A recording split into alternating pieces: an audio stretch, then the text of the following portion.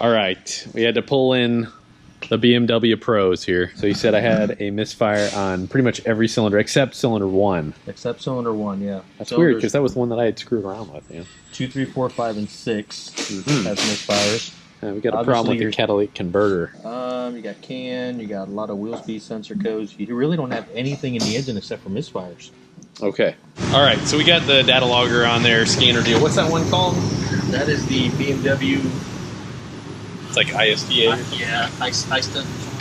All right, so we saw something with the data logging that shows like the exhaust Vanos is not going to the value where it should be, so we're going to try and see if we can take it apart and clean it. And if we can't really get anywhere with that, then I guess we'll have to replace it probably next couple days or something. So let's pull it apart. The easiest way to do this is a screwdriver and a hammer. That's it? Yep. Okay. Let's see if she's gonna be cooperative today. I don't really feel like it. Vanos are not fun at times. So what is it that we're doing? That's a solenoid that moves in and out. So we need to take it out. First we'll test it outside with power and ground to see if it's actually moving. Okay. And then if it is, we'll just clean it up and maybe she'll start to work a little better. That sounds like a plan. I'm making him make bad choices here. That's an so that was a 1 1/4 is what it looked like, but we don't know exactly what the. Oh, there we go. Hey, that actually worked. That worked. That was pretty good. Holy. What did he? All right, so we have our Vanos solenoid.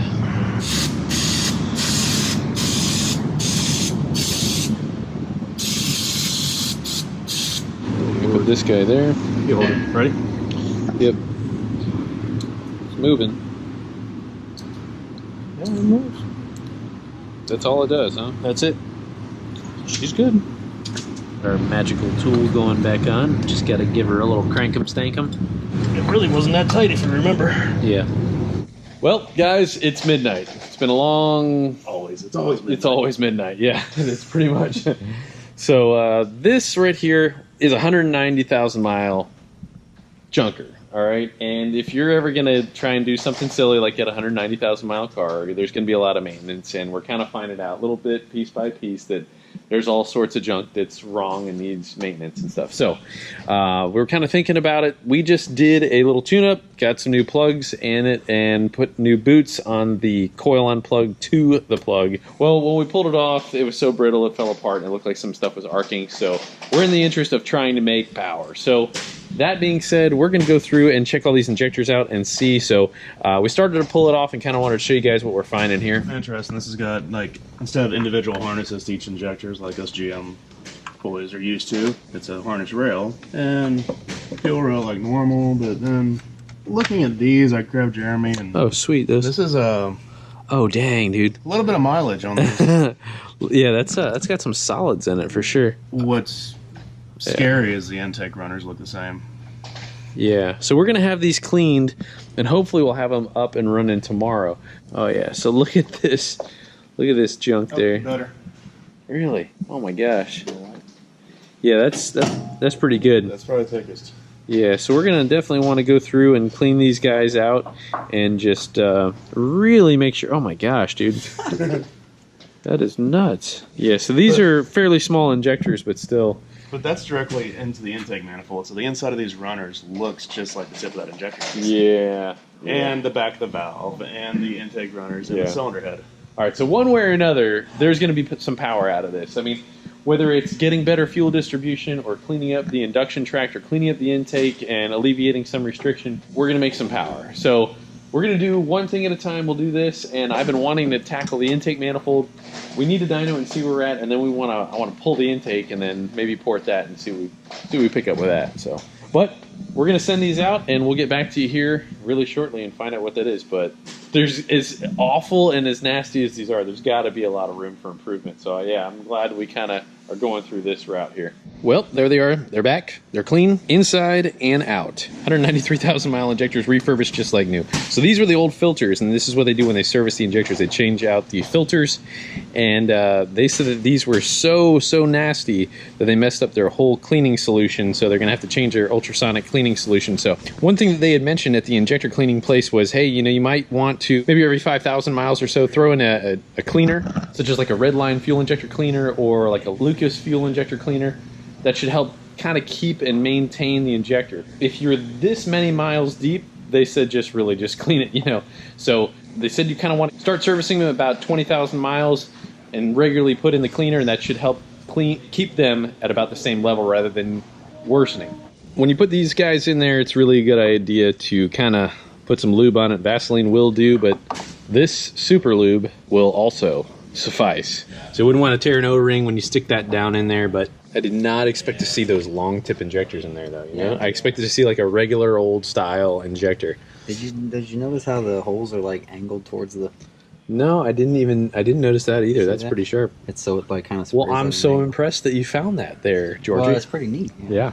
It is pretty neat. So the gentleman I was talking with today was saying, hey man, I like how you got a different angle than what most of the European guys are modding and all that. And I was like, well, yeah, I mean, we're pretty much trying to optimize each and every component in there, you know? I mean, as we do that, hopefully we'll see the rewards and should work out quite nicely, I believe. You know what though, George? What's that? I'm gonna make some power. Whoa, all right, we're gonna make some power, okay? We're gonna make more power than the average guy. Well, kids, this is pretty much a $3 catch can right here. So that is subtly looking like a bit of trans fluid right there, cleverly disguised as a catch can. So we got our valve cover, all venting, which is mainly water vapor, going into the side of our catch can there. That is going down, and that is feeding up. We should be able to generate a little bit of a venturi there. So we just put a barb fitting down in there, and we put a barb fitting down in there, and I think we're going to be able to have a nice, clean catch can, very minimal odor, and I think it's going to work great. Is that just some tranny fluid you got sitting in there? No, man, that's a catch can, bro. Just can barely see with that little hose clamp right there, but that's definitely going to work pretty good. I like it. Let's crank this puppy up and see you how she runs, and let's get her on the dyno, see what kind of power we got with our different diff and clean injectors. You going on the dyno? Yes, sir. Can't wait. Oh, baby. All right, got to pull out Pop's old car. Thing is looking really good. Sounds so awesome, too. Easily one of the coolest sounding cars to ever come to our shop. All right, brother. Back it up.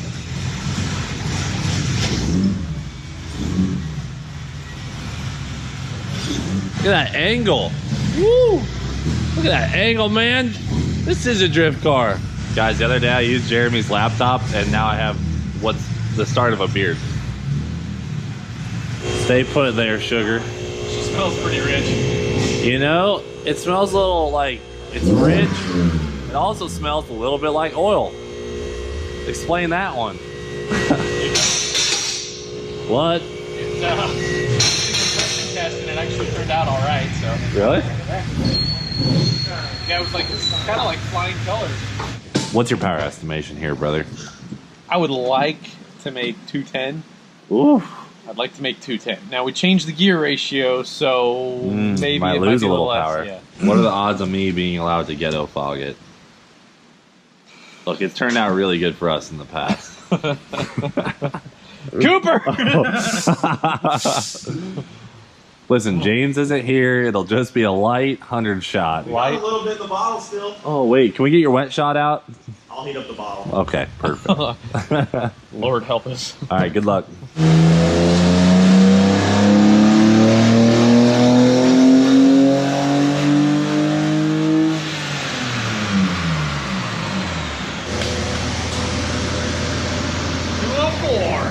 That's better than what we had before there. And we got a different gear ratio in it, so hey, that's not bad. The first pull. Let's try this up again here.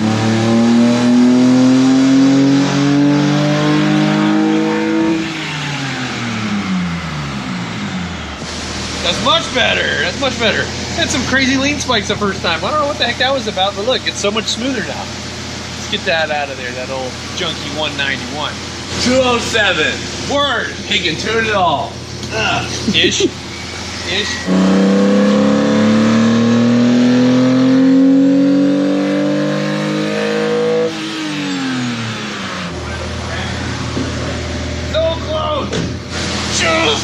210, 210. Man, so much better, man. I can't wait until we can actually get a good tune on this thing. That would be awesome. But hey, we're making some major progress here. So check this out. Before, our gear ratio that we had before went to like 135, I think it was, 127. Now we're going to 109. So very significant difference in the gear ratio change. Typically that'll show less power, but when we took the other gear ratio out, we found that it was kind of binding up and eating up some power. So that was kind of interesting right there. That being said, our clean fuel injectors have to have some sort of factor in there. How much, we don't know. The air fuel ratio is different. It's not that much different, but that brings us next to George. We need to port that intake manifold and see if we pick up some more power. So guys, we've been whittling away on the center console trying to get our drift brake in there, and it has come together pretty darn sweet. Love the way that that's going to all fit together. Totally perfect. So Jeb's going to finish up the rest of the hydraulics that we're going to be running there for the hydro brake. We'll figure out how we're going to run all that. But getting these two together while trying to keep the center console was a little bit of a chore. It took a little while trying to cutting everything out, but we wanted to keep it clean, to kind of try and keep the center console as much as possible. We got some other work to do. We got our blower motor that went out, so we're going to be replacing that shortly. And Jeb keeps bothering me about pulling the carpet, so I don't know if I'm going to pull the carpet or not, but I got a feeling that the days of the carpet are definitely numbered. So it's slowly but surely becoming a race car, and we have another very cool surprise coming up very, very soon. Going to lighten the car, really make it a lot more racy, and a little bit more comfortable.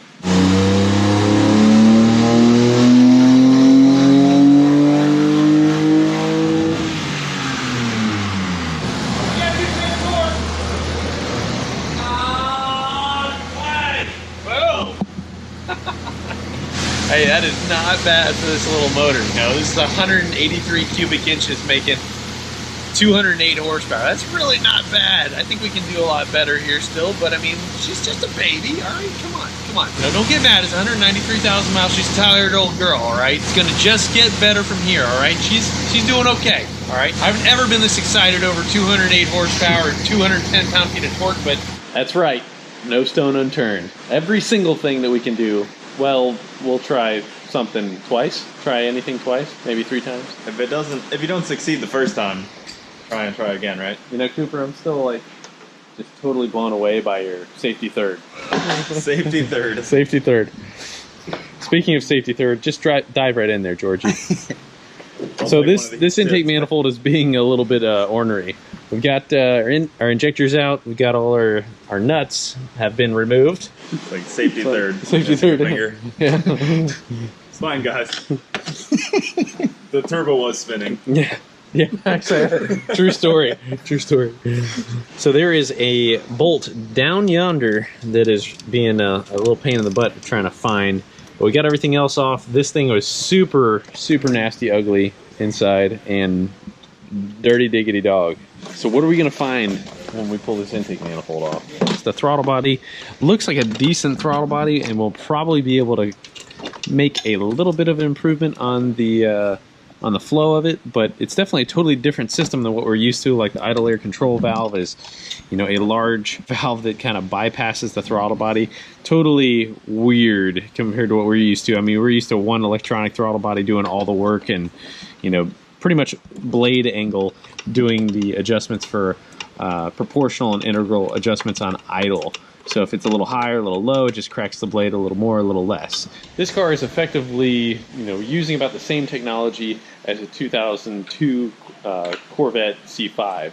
I kind of look at this car as like a inline 6-cylinder version of a C5 Corvette in a way. Pretty much like a base Corvette. Nothing crazy special, just very entry-level Corvette, but it's an inline 6. Oh, look at that cute little thing. Well, this is going to be neat. We'll be able to kind of mark this the way that we port the C5 throttle bodies, and should be able to make some improvements on it. There's not any real big humps or bumps, but at less throttle position, we will be able to get a little bit better, a little bit more snappy throttle response. So that's going to be fun. Oh, victory! She's coming. She's off. Let's look at these ports. Oh, dude, they're so freaking... Yeah, there's a little mud that's gotten down in there. What It's so weird, man. It's just such a different animal than what we're used to, you know? It's like, what's it got, 2 starters? No, it doesn't. It just looks funny. All right, so yeah, like the short side radius, which is, okay, so guys, in porting, so the short side radius is where the air is entering in on the bottom side of the floor in general. And that has the highest speed air. It is the fastest airflow right there. And there is a funny little turn there. And one day when we port this cylinder head, we'll see what that does. But we'll be able to get a little bit better look here in just a moment. So the intake manifold has a lot of junk in it. Let's see if we can flip her upside down there, George. But it's like, it feels really nasty, just like those other intake manifolds. So like, feel how crusty that is. It's like the crusty crab. Oh. Yeah, there's a lot of junk down in there, and I've got some dirty hands to begin with, but yeah, that's pretty nasty. I think we certainly have a little bit of improvement on that. I mean, it's not that we're going to be able to open up this port so much, but hopefully we can clean up some of the flow internally and do something with the cylinder head. Mainly cleaning, I think. That looks so much better. So Laz and George have been cleaning this thing out, sprayed it all down with some brake clean, with some, what else did you do? Kind of hose it down a little bit? Oh, mainly some compressed air. Looking really good. So our other objective was to port this intake manifold. So we did some major cleanup in there. Kind of knocked off a lot of the crust and all that junk. He did say there were some castings underneath the crust that he was able to clean up. Yeah. Yeah, it definitely looks a ton better. So hopefully we pick up a little bit of something, but if not so much that, it's kind of rejuvenated to pretty much a very, very young, well taken care of car, even though this thing was, we got 193,000 miles on it. So she is totally cleaned up, and we're looking forward to making some power on this thing. So Cooper, I've been told it's not the size that counts. Who told you that? It's a wee little throttle body. Wee little cute thing. But Georgie cleaned that up pretty good. I think we should be able to get a little bit more throttle response out of it. Again, if we're not necessarily getting the power, hopefully we're cleaning everything up and rejuvenating everything, kind of making it like a brand new throttle body. Hey, are you done? We're trying to film a video. No, it's alright. It's just Jeremy's video. Oh, dude.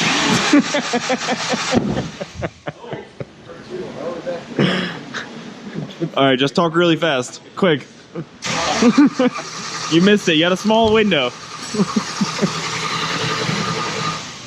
Well, no, that's not a brand new E46. That is 193,000 miles. That thing looks so freaking good. We took a bunch of crap out of it, and it looks so much cleaner, so much better than all this like extra garbage that they had in there. So we're really stripping it down, getting her back to pretty much the basic parts of it, and I'm really, really excited about what we're going to do here. So with the ported intake manifold and throttle body, we had the opportunity to clean everything underneath there, and all that other stuff is totally out of the way. It feels really a lot more throttle responsive, don't you think? Yeah, no, definitely is. Feels good. So guys, this thing is getting to be a lot of fun. Each little thing that we're doing, we're making little bits and gains here and there and stuff. And I mean, we're just a bunch of Chevy guys, you know, working on something that we don't even know what we're doing. So be patient with us, but this is a really fun learning experience. I'm really, really enjoying the car. I am still a Chevy guy at heart. Don't think that for a second that I'm not. But this car is being a lot of fun. And we got a couple things that are coming at you very, very soon. So we got our racing seats that we bought with the car. We're going to be installing those very shortly, as well as the hydro. And we'll actually get this thing out and really start sliding it and doing some fun stuff with this thing. We got some veterans that we're going to be taking out for a ride very, very soon with it. And that is going to be a blast, because that is the reason why we built this car, and to be able to share it with other people and let other people drive it as well. So some of the guys at the shop, like George and Laz, are going to be able to go out and have fun with it. Guys, also don't forget, Monday is the last day to enter for the last 2 giveaways. We will announce that winner on January 1st, and those are the 2 big ones that you have to have purchased some sort of Fasterproms merchandise in order to be qualified for that. So that is the Brian TOOLEY cam kit, as well as the HPTUNERS MPVI 2. So do check that out. We really do appreciate you guys' support. Do check out our merchandise on the link below. There's also some links to Cutworm Specialties. He's definitely helped me out with some of the parts on this car, and we got his hydro brake coming up very, very shortly that is going to be included with that. Jeb's been a really big help on this project. This is what we are giving away on this video. So this is what we're giving away here. We got our Fasterproms t-shirts, we've got our stickers, we got our Eagle Beam lights. I love this thing, super versatile. Really, really awesome lights. And we got a 10-piece combination wrench set. I love these, man. These are definitely the new style. Guys, we really appreciate you watching. If you like what you've seen, please like, share, and subscribe. Got a whole bunch more stuff coming at you. Can't wait for this new year. Got so many fun projects that we can't wait to get back to. God bless you guys. Thanks for watching. Stay tuned, my friends.